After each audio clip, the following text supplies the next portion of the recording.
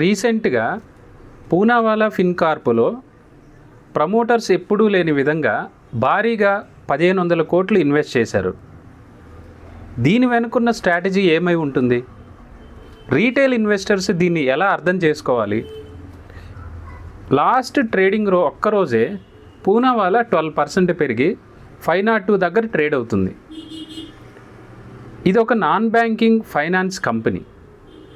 Personal loans, gold loans, education loans, consumer durable finance ఇలాంటి సెగ్మెంట్లో business చేస్తుంది.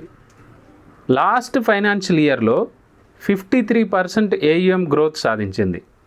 కంపెనీలో క్యాపిటల్ అడక్విసీ పెంచుకోవడం అంటే బలమైన బ్యాలెన్స్ షీట్ని మెయింటైన్ చేయడం, అగ్రెసివ్ గ్రోత్ కోసం ఫ్యూయల్ ఇవ్వడానికి, మార్కెట్కి ఒక స్ట్రాంగ్ సిగ్నల్ ఇవ్వడానికి, న్యూ బిజినెస్ని ఎక్స్పాండ్ చేయడం లాంటి వాటి కోసం ప్రమోటర్సు ఈ 1500 కోట్లు పెట్టుబడి పెట్టారని అనిపిస్తుంది.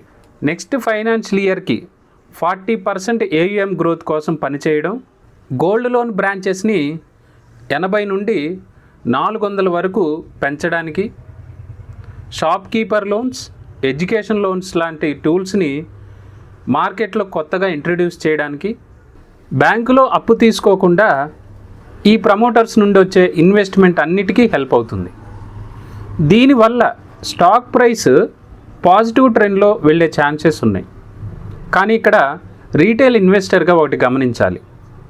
ఎగ్జిక్యూషన్ రిస్క్, NPAs కంట్రోల్ చేయగలరా లేదా అనేదే ఒక క్రూషియల్ పాయింట్. ఒకానొక టైంలో ఈ కంపెనీ ప్రాఫిట్ 80% తగ్గిపోయింది.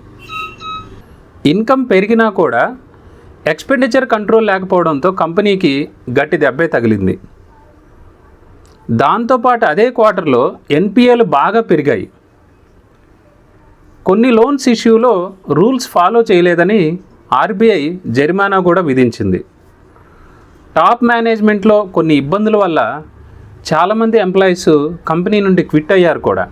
వీటన్నిటినీ చూశాక మార్కెట్లో ఏ ఇన్వెస్టర్కైనా భయం పెరుగుతుంది.